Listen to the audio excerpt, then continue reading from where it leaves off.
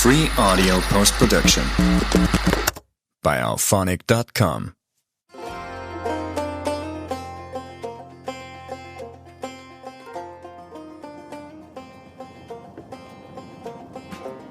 G'day, Starlo here, and I'm out on the water again for another one of my Tuesday YAK chats. And as always, it's brought to you by CM Partners Accounting. Now, it's almost the end of the financial year, and that means tax time, which is a pretty good time to be thinking about whether or not you've got good advice from an accountancy firm. If you're not happy with the ones that you're using at the moment, or you haven't got one, check out CM Partners Accounting. If you use my link in the details down below, they'll give you a free, no strings attached consultation to talk about your accounting needs and doing that dreaded tax return.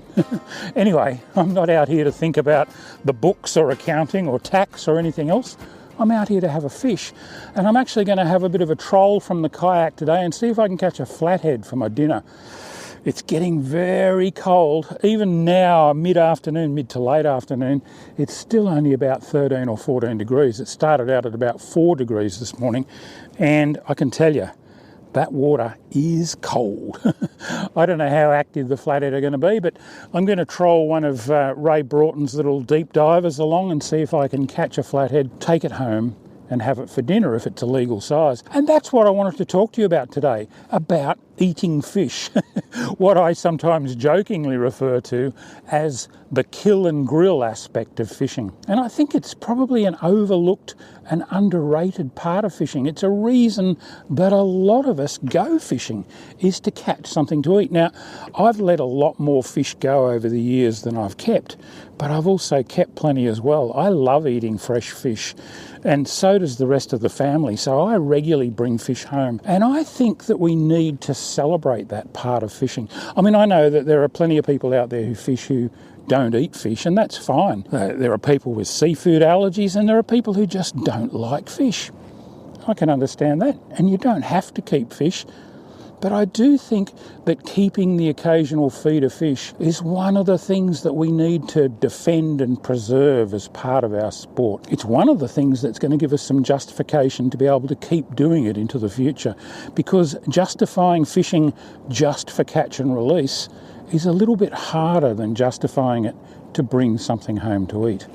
But I didn't want to just talk about the ethics of keeping the occasional feed of fish. I also wanted to talk about our attitudes towards the fish that we eat. People's favourites and not so favourites, A-listers and B-listers in the fishing species list. But first of all, I better get this lure out and set up a trolling run, and then I can have a proper talk to you. I need to find a little bit of deeper water. It's a bit shallow here. I'm going to head out here to the drop-off. First thing I need to do is make sure this lure swims well and swims straight, and of course I know that Ray would have tuned it. Yeah, it's swimming like an absolute beauty. This is a bit of an experimental one of his. I think he did a bit of a production run of these. It's basically like the Bimmy body but with a big bib to get it well down. I'll be interested to see how deep it does run. I reckon it'll go at least 2.5, maybe 3 metres deep if I let it far enough out on this fine braid. The tide is absolutely pouring out at the moment. I'm pushing into it, and I'm having to pedal reasonably hard just to make ground. Run out tide's good for flatties. I actually prefer it. I like the last half of the run out and maybe the first hour of the run in. That's when I've caught more and bigger flathead than at other times, but you can catch flatties right through the tidal cycle. It's still too shallow here to put this deep diver out. I'll keep pushing on. Okay, we're getting out into a bit of depth now. I can't quite see the bottom anymore, and I can see from the darkness of the water that it's deepening up even more over this way. So I'll plop that lure out. I won't put it out very far because I think it'll hit the bottom even in this depth. And I'll just hand hold it for a bit. That way I can feel what's going on. Wow, that tide is really pushing. I'm going to have to pedal a bit harder to make ground. Yeah, so I was talking about eating fish and people's tastes in fish, and they really vary. And the thing we've got to understand about taste is but it's highly subjective. There's no real right and wrong, whether it's your taste in art or music or football codes. Everyone's got their own opinion and what they prefer, and that's fine. That's what makes us individuals. But it's wrong when we start telling other people that they haven't got it right and that we've got all the answers. I saw a post recently on social media talking about whiting, King George whiting and yellowfin whiting, and someone came on and categorically stated, yellowfin whiting are a lot better to eat than King George whiting. And of course there were people that argued the opposite, and you know, there's no right or wrong in that argument. You might prefer yellowfin whiting or you might prefer King George whiting. That's completely up to you. I love eating flathead. My absolute favourite eating fish is the West Australian jewfish, something I haven't had for a few years. Absolutely beautiful fish to eat, in my opinion. And I think that's what you've got to always add when you make those statements about the taste of fish, in my opinion. And we're all entitled to our opinions, but it doesn't make us right or wrong. It's interesting to look at A grade, B grade, C grade fish and look at what it is that differentiates them in the minds of many people. And I think a lot of it, for me anyway, actually comes down to texture. I've never been a big fan of soft or moist fish, and for that reason I don't really eat a lot of bream. I'll eat the occasional nice clean silvery bream that I catch off the beach or the rocks, but they're just a little bit soft and moist for me. I'd much rather a bit of flathead or a bit of whiting, even a bit of silver trevally. Seriously, there's nothing wrong with silver trevally, especially if you look after them. And I think that's a big part of the message too. What you do with fish from the moment that you land them until the moment that you eat them is a really important part of the equation. I've come into shallow water again here, and that lure's shoveling the bottom. So I'm going to bring it in and move back out and find the channel.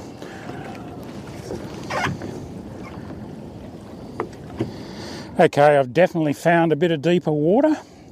Time to get the lure back out there and try and catch that flatty that I'm looking for my dinner. I still won't put it a heck of a long way out. A chilly little southerly has sprung up while I was looking for this deeper water. I don't think I'll be staying out here too long. The temperature's dropping again already. Hopefully long enough to get a fish. Anyway, as I was saying, one of the really critical things about the flavour and texture and taste of fish, I reckon, is what you do with them between landing them and serving them up on the plate. And to me, that means killing the fish as promptly as possible, preferably by brain spiking it, what's called ikijimi. It's a Japanese technique of brain spiking the fish and bleeding it immediately, cutting the gill arches, the throat latch area, and draining as much blood out of the fish as you can. And then pulling its temperature down, particularly in summer. It's less critical at this time of the year, but when the weather's really warm, you need to chill that fish as quickly as possible and keep it cold. And the ideal way to do that is to drop it into a slurry of ice and seawater.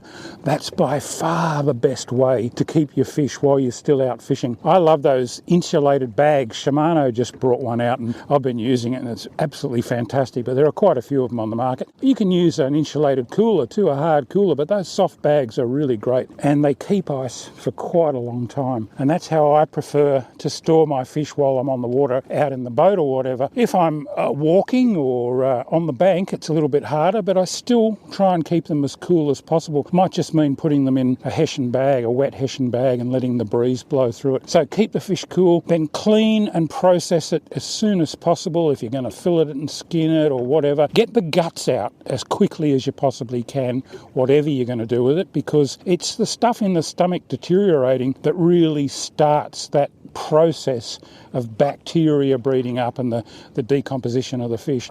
Do all that stuff, and then preferably don't freeze the fish. I used to try not to freeze fish if I could possibly avoid it, and I still do, but I do freeze fish, and I vacuum seal them. I cryovac them usually if I am going to freeze them. You can keep them fresh, in the fridge for 4 or 5 or 6 days.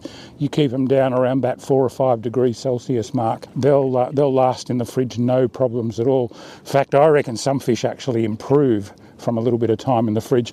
And some fish, believe it or not, actually improve from being frozen. Some of the sharks and rays are a classic example of that. Shovel nose and even gummies. I reckon they're better if they've been frozen for a little while. But again, these are just my opinions. It doesn't mean I'm right, and you're certainly within your rights to disagree with me. As I said, that's what taste is all about. But if you look at the real top A grade of fish, and I mentioned WA jewfish before, and things like snapper, and people will argue till the cows come home about snapper. Some reckon they're really great to eat, others reckon they're pretty average. I put them about middle of the pack. I don't mind a bit of snapper. But all of those high value fish are fish that tend to keep really well. You can freeze them for weeks or months, thaw them out, and they're pretty much the same as when you put them in the freezer. Other softer fish, things like tailor or the blue salmon that you get up north, you freeze those, they go really soft and mushy. Bonito, classic example. Really fresh bonito, looked after, killed, chilled, eaten that night, cooked, just cooked through. It's not too much better. But you throw that same bonito in the fish box and dump some other fish on top of it and don't gut it, then knock the fillets off it and put them in the fridge or freeze them and then take them out and cook them up, and it's just mush. And that's why people reckon it's only fit for burley or dog food. It's because they've never had it really looked after. Those things make a huge difference. I'll tell you the other thing that makes a big difference when it comes to eating any seafood, perhaps any food in fact, and that's context. The place, the time, the company that you're with when you eat it, all of those things can have a really big impact on the whole experience of eating a fish or anything else. I'll tell you a little story. I used to fish a spot over on the Great Australian Bight. I went there several times with Peter Woods and his mates from WA, and we'd climb down these massive cliffs onto this beach. You may have seen an episode of the show that Bushy and I did, Hooked on Adventure, and I think we also did an episode on it for the Rex Hunt show. And Bushy decided not to climb down, probably pretty smart, because the gear we were climbing on was very sus, to put it mildly. But anyway, I climbed down there quite a few times, and the fishing was just amazing. Australian salmon, we just caught them hand over fist, and some pretty big bronze whaler sharks that came in and started hammering the salmon as well. But, Australian salmon, they're one of those fish that most people reckon they're pretty average. Some reckon they're absolutely disgusting. A few people like me don't mind eating the smaller ones in particular, if you cut all the bloodline out of them and, again, look after them. I don't mind salmon. There's a lot better fish to eat, in my opinion. But anyway, we'd kept about half a dozen salmon. We were camped at the top of the cliff, and we were going to cook them up for dinner that night. And there was an old flying fox set up there with a pulley on an arm out over the cliff and a wire cable going down to a basket. We were using that to raise and lower our gear. And at the end of the session, we piled the half a dozen salmon that we were going to keep into the basket. We all climbed out, which was quite an effort, got to the top and hooked up one of the four-wheel drives to the cable and started driving it through the bush to pull the salmon up. And my job was to be on the edge of the cliff, grab the basket when it came up, bring it in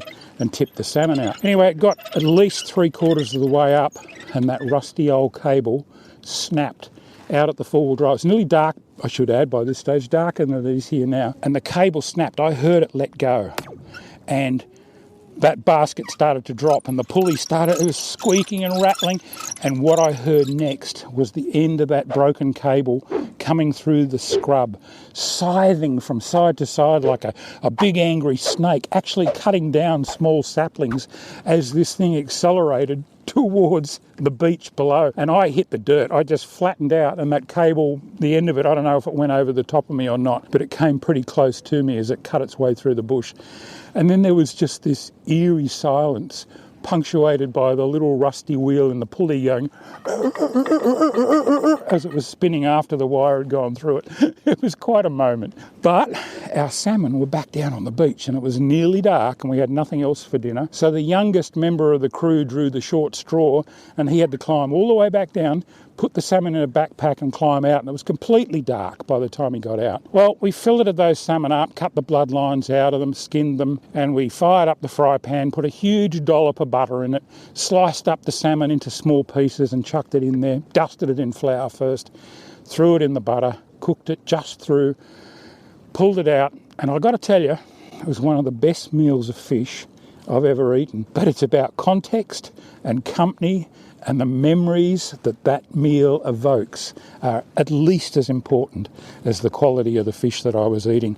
And I think we need to remember that when we get into these arguments. You know, while we in the first world argue the nuances in flavour between a yellowfin whiting and a King George whiting, most of the rest of the world are living on tilapia, carp, sardines, mullet, fish like that, all perfectly good to eat, and they've got exactly the same nutritional value. Some of them have probably got higher nutritional value because of their oil content than those fish that we're arguing about. So don't get all bent out of shape arguing about which is the best eating fish. Often the best eating fish is the one that you've got in your bucket, that you've looked after, that you bring home, that you prepare well and cook for your family, and learn how to prepare fish.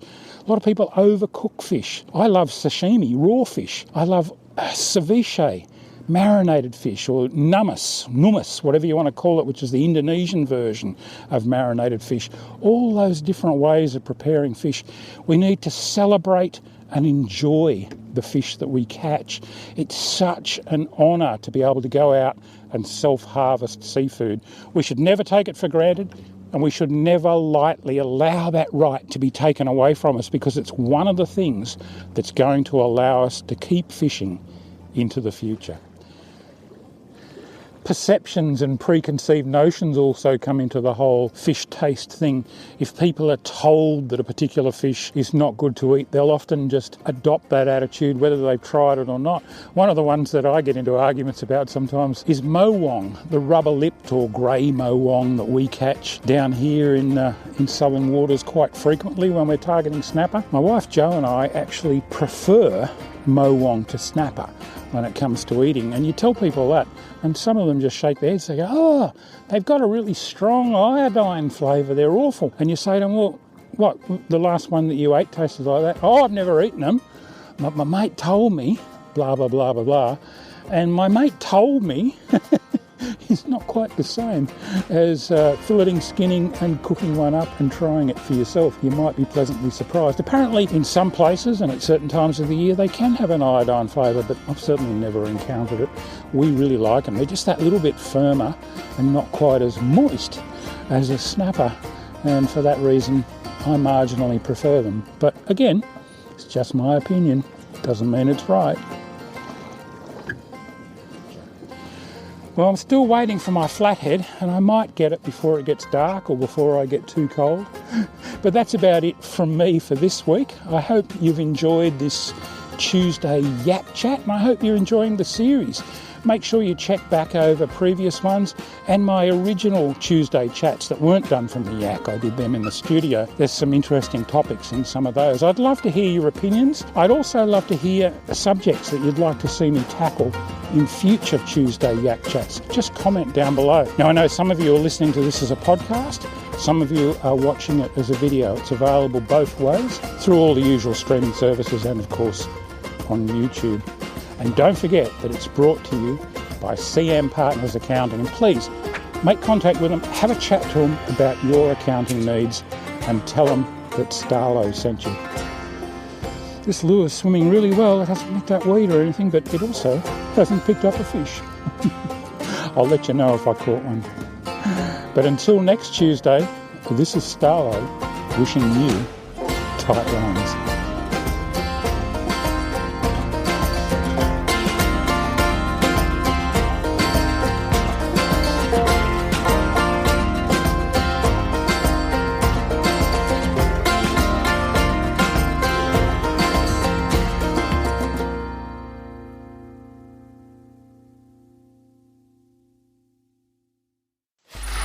Free audio post-production by alphonic.com.